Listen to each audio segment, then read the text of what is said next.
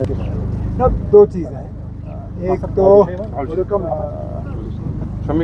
पिछले साल और इस साल भी आपको याद होगा मीट को लेके बड़ी शिकायतें रहीं और कई जगहों पे ख़राब मीट पाया भी गया जो लोगों को बेचा जा रहा था। यहाँ तक कि मजबूरन हम लोग जो दिन में कम से कम 2 बार मीट खाने वाले लोग हैं, हमने मीट खाना ही छोड़ दिया था। ये प्रोजेक्ट 2011-12 में पहले कंसीव हुआ, लेकिन कई सारे वजूहात के बुनियाद पे जो आप देख रहे हो काम उससे आगे बढ़ा नहीं। आज अच्छी बात है कि Srinagar municipal corporation, commissioner Haseeb और बाकी अफसरों ने इस प्रोजेक्ट को रिवाइव किया है। लगभग कोई 31 करोड़ इस पे खर्च होंगे। एक मॉडर्न एबेटॉर जहाँ से न सिर्फ जो इसमें शीप लिए जाएंगे उनकी टेस्टिंग होगी ताकि वहाँ पे कोई बीमारी ना हो, और फिर निकलते वक्त और ये सारा जो है ये हलाल सर्टिफाइड होगा ताकि किसी को उस बात की परेशानी भी ना रहे। हालांकि प्रोजेक्ट 2 साल में मुकम्मल होना है, लेकिन मुझे हसीब ने यकीन दिलाया है कि 1.5 साल तक जो है इसको मुकम्मल करेंगे।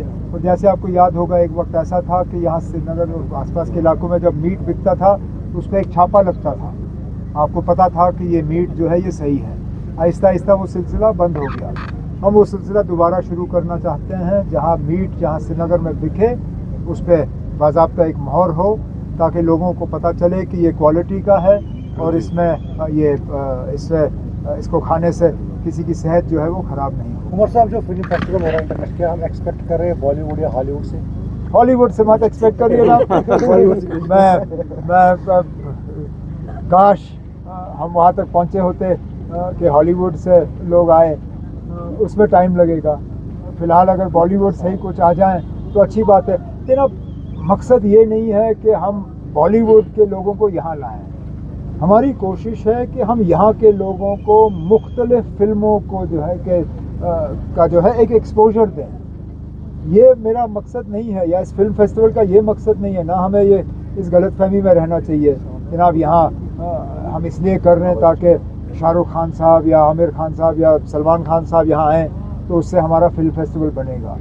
फिल्म फेस्टिवल का ये है कि जनाब इसमें हम वो फिल्में दिखाना चाहते हैं जो आम तौर पे यहाँ के लोगों को दिखेंगी नहीं, और उसके साथ साथ जो मतलब कटिंग एज लेवल पे जो इस फिल्म इंडस्ट्री से ताल्लुक़ रखते हैं, एडिटिंग, डायरेक्टिंग, सिनेमाटोग्राफी, म्यूज़िक वगैरह, उसके वर्कशॉप्स, ताकि यहाँ पे जब फिल्म शूटिंग हो तो उसके लिए फिर सारे टेक्नीशियंस वगैरह को बाहर से बुलाने की ज़रूरत ना पड़े, हमारे लोग जो हैं वो काम कर सकें और यहाँ उससे उस सिलसिले में रोज़गार भी बढ़ जाएगा। यही कोशिश है। उमर साहब, कल यूएस एम्बेसडर के साथ आप मिले, उसके फ़ौरन बाद ही जो है पाकिस्तान है समन है। How do you see this development? इनको तो समन नहीं किया, वहाँ जो चार्ज अफेयर्स हैं उनको।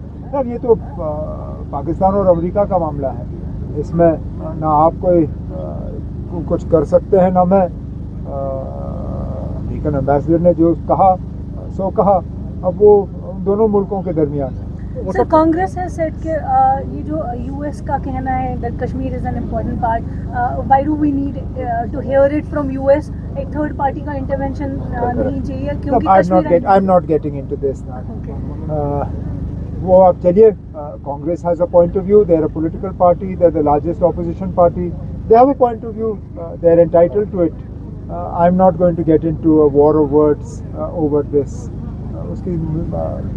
उसमें मैं क्या कहूँ। उमर साहब, छोटे से 3 सवाल है। पहला, एम्स कब तैयार होगा?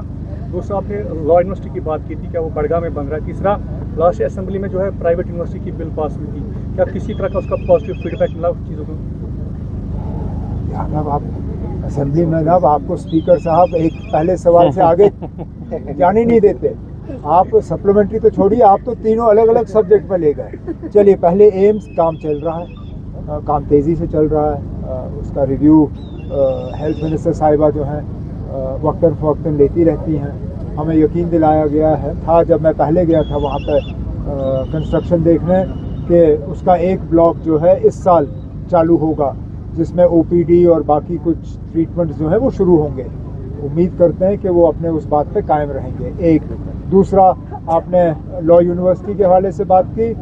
लॉ यूनिवर्सिटी बनेगा, कहाँ पे बनेगा उस पर बातचीत चल रही है, लेकिन